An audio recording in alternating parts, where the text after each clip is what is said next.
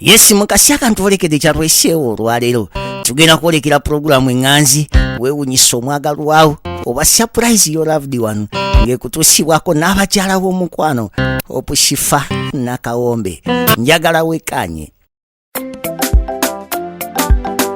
naye zo surprise ataka tazileta hatataka ondinanze hokoza birungi kyenda sorry ayibinde birungi rwenda kulukumi kuwadde rwenda olobulabo bwakumukumu bwotona busurprise ekisooka wantegera kuva ku kagere paka ginkoma gyokoma nono mbadyawo naleta olobugwe buntuka omwanono nayiwowo bugwakibwate bupomeranze ezo surprise ataka tezireta hatataka wabula nina siku bino byokola mwana konina gamba n'abantu bonna bali so like this nenkitegera lwaki we bajja wano babeera like bonna bali so like this but yeah bali so down bali so quiet sakitegera tolaba nti ne Europe abantu bali so quiet ne balina freedom kati bali balina ekyo but otherwise it's clean wayonjo naye obeera ku bunkenke buli budde olaba oziza omusango when you're already in Rwanda waliwo some tension gy'owulira eri mu kitundu like there's this energy where you feel like waliwo ekyaliwo ono and it's still existing and still roaming around. Waliko Rwanda? I've been there twice. The first time nali ngenze kulambula and then the second time I went to do my exams because before I moved to the Netherlands nalina okola ebigezo ku embassy yaabwe nga tetulina eno embassy just tulina consulate kati nga ebigezo nina bikolera ku embassy so then I went there but I had time to move around, check the country and it's really beautiful. It's beautiful. Wayonjo walichi like kale nga gwe yali agenze for that exams and but just the nightlife is different probably. Kati jukira nti omuntu boyingira ensi gy'otabeera of course tomanyi tolaba bupande nti wano siina kwekuba kafane wano siina kola bot you know like ngoge nze nali ku boda ngenda nkwata ngenula boda endala enzigiddeko katulabe byo filiminze yes that was too much for me then in ekyo nti nali like I was going to the chores kati nempitako mboso efe bine byaffe olwoyagala shortcut mama ne bagamba bagenda kusiba then nebyo okuyingiza ebintu akaveera tekasala tekayitawo lubobo inamu akaveera bintu babijjamu ne babiyiwa mu bipapula bwe bityo saalwawo nnyo okulinda bingi ate emmere yawo emmere okusinziira we nnali almost waliwo ng'Abannayuganda bangi so they prepare our food. Emmere saalwawo okumanya about the food.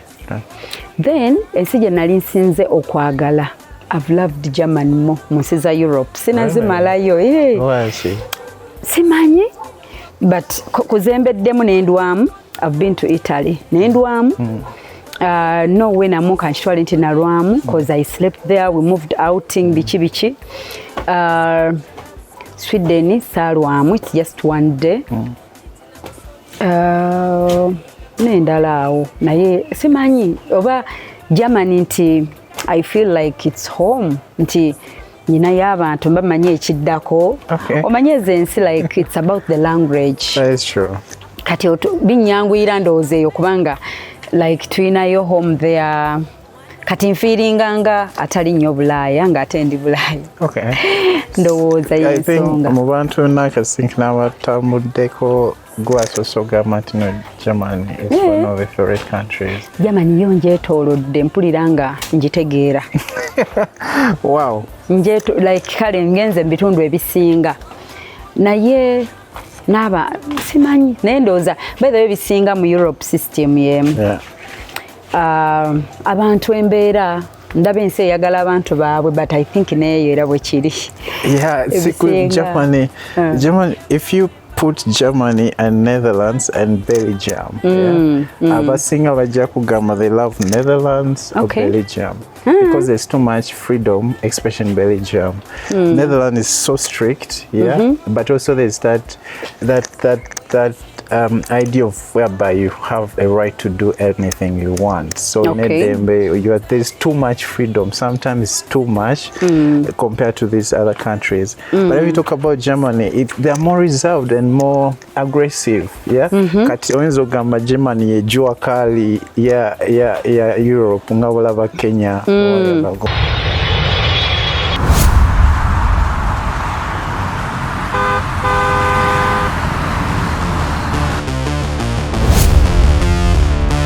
Some places are simply where you stay, but some places are where you truly arrive.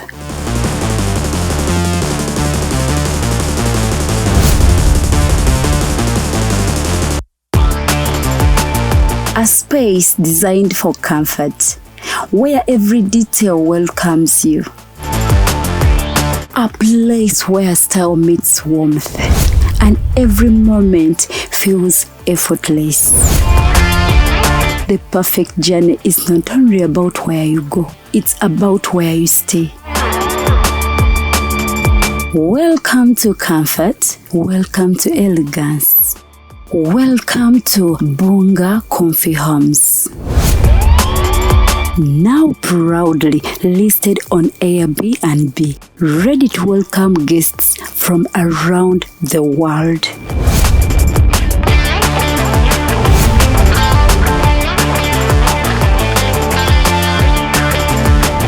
For reservations and inquiries, contact us on +256 772 461 976 or +256 701 260 881 or +16 175 952 751.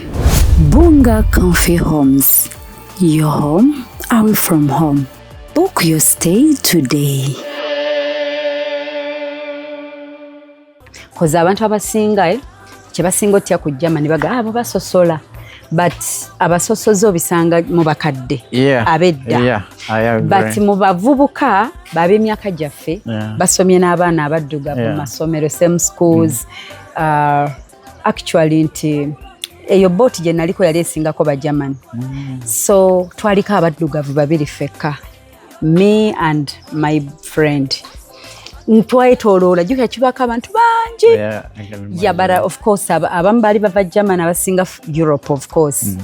Kati mjuke mubeera awo walinga weewaka, you wake up from there, era mubeera awo ne mwetesa katugendeko mu gym, katugendeko mu dance, tugendeko like you're there, tugende for breakfast, tugende ku dinner, tugende tulabe show, there is a show like muri awo ng'essomero. Kati you get to interact with people. Ogendo kirabanga mpozi oluzungu era kati abamu basomye oluzungu baluyize balwogera. Abamu tebaloogererako ddala nga weesanga oyigizeeyo ku bigambo ebimu. So but mu bakadde era abaaliko abakadde ng'omulaba they don't want to associate nga babatunuuliranga abalaba ekyenjawulo, but ate mu bano nga kyabulambuzi. Yes, naye mu bano abatoototo it was normal era nga bakubulizako you're from where? Nigeria. Abantu bamanyi Uganda. Can you imagine? The first thing they tell you, Nigeria. Bwe bava ku Nigeria, the second thing they tell you mu East Africa is Kenya. Kati wotuuka ate n'omunyonyola nti from Uganda. Basangako omwasi amanyi Uganda ate naye yali and is a doctor. Amanyi Idi Amin naye yajjamuko bino ebyokujjanjaba abantu ng'oba babaleeta ne bajjanjaba abantu nga babayamba ey'engulwe. So yali yajjamuko. Ndoza ina naye byali ayagala okwongera ku byasoma ne bakimuleetamu nga test. So kati oyo osanga nga ye yamanya ekigambo Uganda. Ate na Uganda ayogera Entebbe because of the airport aga Entebbe. So era bw'osanga amanyi Uganda nga bw'oyogera gamba Idi Amin. Kugamba naye nga otherwise you're welcome, nice meeting you. And that's what I love about traveling. Stories of exactly. If you don't experience bintu obura embozi kugwako kati nze nkyagala okubanga buli budde nyina ekipi ekyokwogerako nti newe mba ndaba mu movie like buli nsi gye mba ngenda mu ngamba okay kandi abo babye nalaba mu film bye ngenda. There's that good feeling okulaba ekitundu mu film nga wakirimuko It's really nice one. Nsubira the very first country gye nasooka okugendamu was Dubai. Okay. UAE. Era kye nasooka okwagala okulaba wali ku Dubai Mall ebazanyira movie oba Ocean's 11. Then waliwo ne firimu endala era bazanyira waliwo wa Abu Dhabi akatundu. I think they are here. Nifa ndaba nkubira kwako omukwate. Waliwo we bazanyira waliwo ekifo Abu Dhabi mulimu art. Bayitawo Louvre Abu Dhabi. Yeah. But waliwo art. So movie nyingi bazanyiddewo. Kati kyandeetera okugamba kangendewo. Yes, chobola abantu tukikubiriza nnyo katugeza abantu abakola Ugandan movies. Kyandibadde kirungi ne bazannya ebintu ebigenda osikiriza abantu okujja balabe. Because we cannot impress them with cars and clothing. Beba bikola. But we have that culture. Abantu gye babaagala okujja balabe. Yanze buli wemba ngenda in any country. Nsoka kulaba biri bye nawulira ate wemba nagende wa nsoka nsula ku Google. That's really smart. Kati ne France, I loved France. Mu by'okukyakala. Yeah, na celebrating irako 3 years birthday mabega 3 years ago. Nagenda for my birthday. Yeah, na yete yanyumira nnyo because it was too cold. Or in Paris. Not in Paris. Okay. Not in Paris. Then I have a friend, sister wa Honorable Muhammad Nsereko. Ali akatundu bakaita but that's when I traveled in a bus for 4 hours. Wow. Yes, naye bane bayitawo batenera.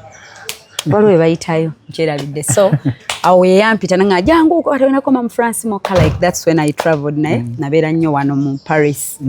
Yes, it was fun.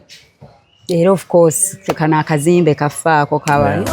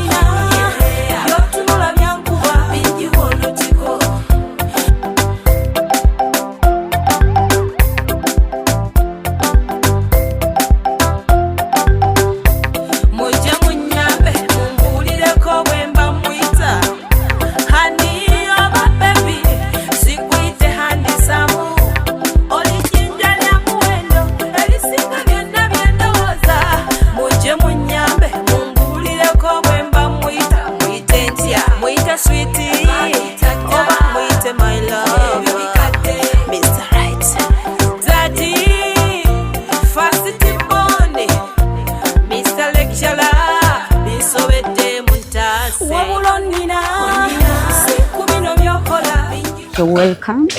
I love Nifa. Yeah. Me too. Yeah, I feel safe whenever I have. Yes. Time. Nice. Yeah, welcome. So come ya kuumia time ya zedda. Oh. No, walai. No, that's never. I'm like. So. Yes, nze ono siri musonyiwa. Tali musonyiwa. Wow. So, yeah, bane twesunze okulya emmere eyo. What we gonna cook today? What do you have for Nifa byonna bye watuwadde on the list. Yeah. Twabitegese. Kamale teekayo wano live. Yeah. So, baba tebamanyi bya sigiri ko bagenda ofumbira. Amanyo jikuma. Simani kuma sigiri. Simani kuma sigiri. Ni folimba. Oh my God. Asiba jikuma. So, kantekeko TikTok yaffe bajja tuwa vibe. Okay.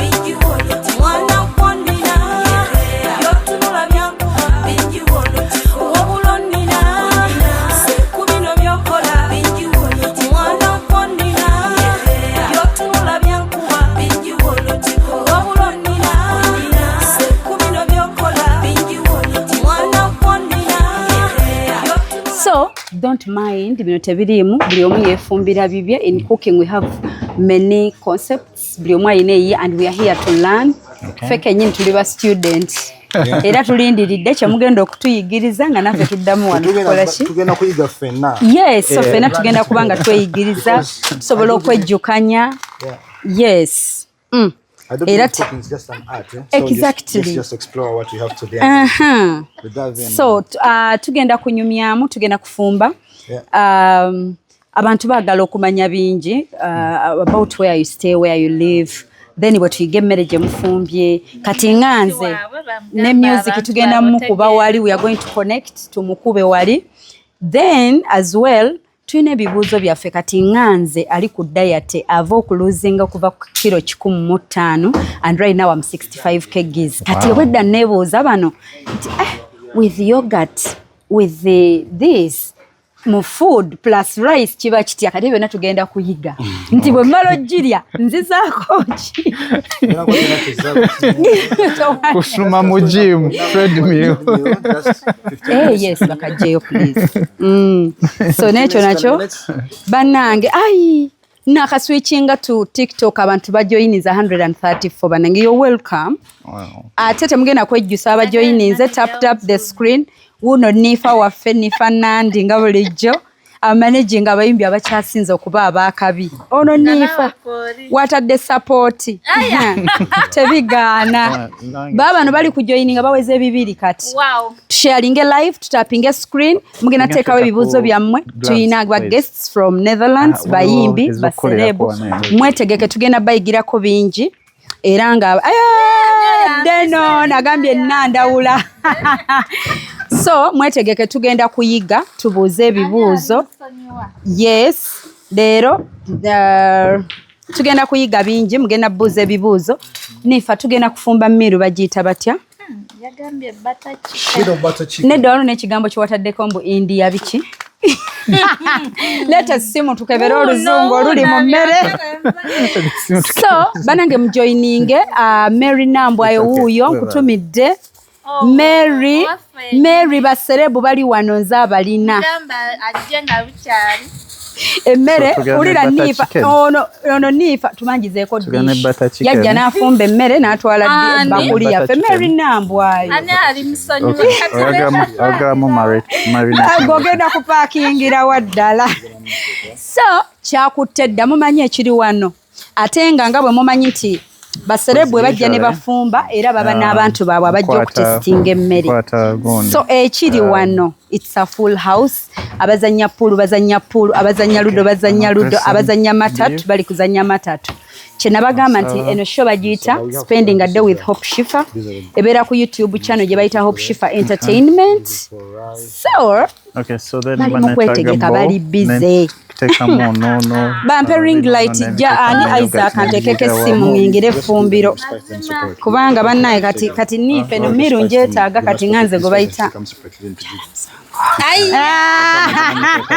eno miru njeetaaga. Yes. Okay. So banenga mwangu yokuweereza request musoke mwetegereze. Bali mu kwegeyaamu kwegamba bali mu tutegekera. Mu comment section waliwo agaye mukyala mu Germany jju ekikigwe kanjigire ddala emmere eno ey'aba Europe kubanga bonna kanjiyige kuba ndabika nkyetaaga naye nga tujoyininge mu bungi tusharinge live.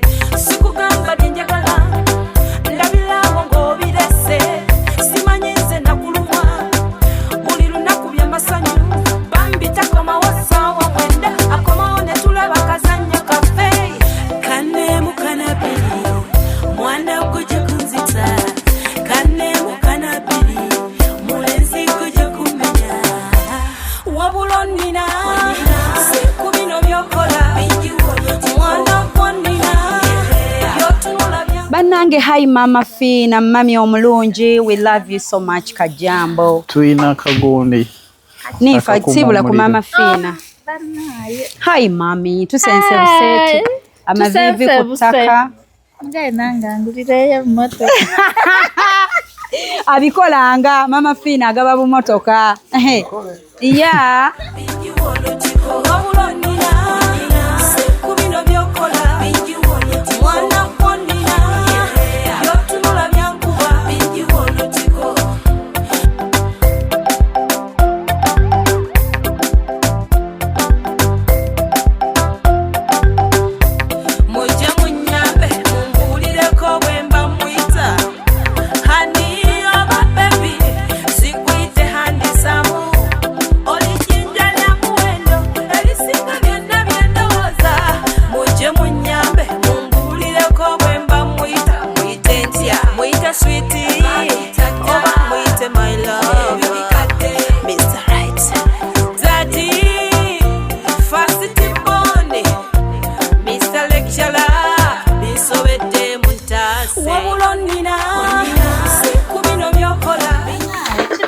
Ali wasanyisa Abafumbi nisansiza abantu bakorede abantu bajoining sharing to liking musobole okumanya abagenyi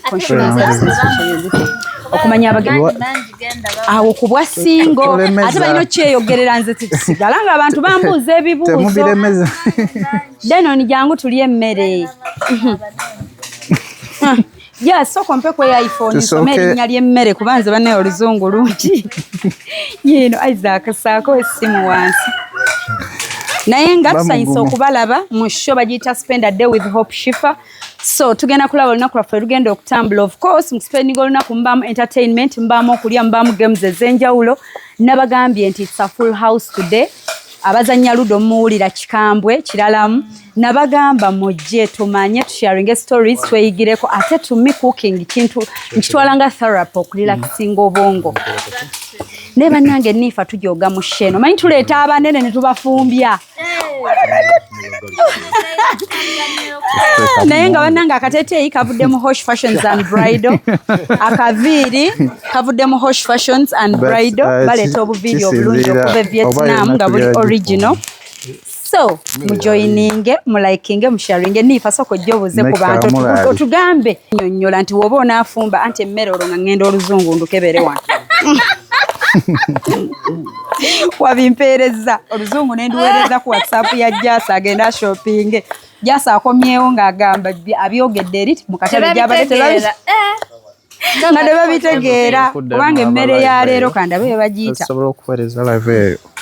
kandabe emmere niifa oliwa neba neniifa olaba wenkuyita Hanifa nandi wange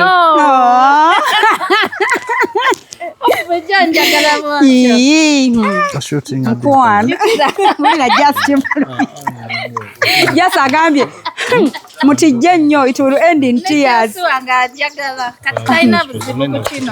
noonya nno birungo wano wenkubuuliza nti yogurt you want plain or yes wano wadompa kati labayo wayogedde ekigambo mbu Japanese chicken and nasi rice. Who knows Japanese chicken?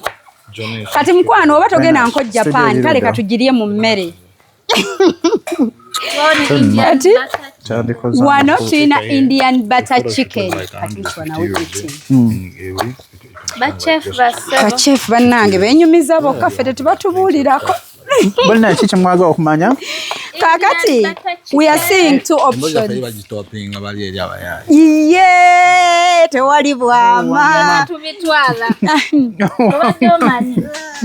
Obadde olowooza. So let me flip the camera. Isaac and Jess. Shido butter chicken. Shido butter chicken.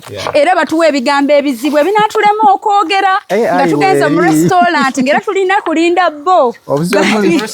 Temujja gisanga mu restaurant. Yeah. That's why. Came up with the recipe. Okusinzira kubiri wanene. Yeah. So yeah. This one you're only gonna test it here. Yeah. Nowhere else. Yes, yango yongera okagazia. Don't Bafumbi. Wow. bannange leero olunaku lwaleero lugenda kusukka bususi kuba ekiri mu ffumbiro lyaffe ate waliyo omulala ajja to test oba mbamanyi abajja mu tayimu y'okutestinga yongera okayina ate bigenda soko ogire mbadde manyi okayimpu yankagazuwa nga kongera oba farm right That's the gem one. Tapping a screen sharing a live. We have two. Okay, yeah.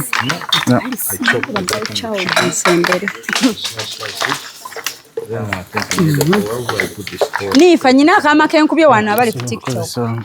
Jangu tubakuba akama. Abali mufubiro lero bali sefo.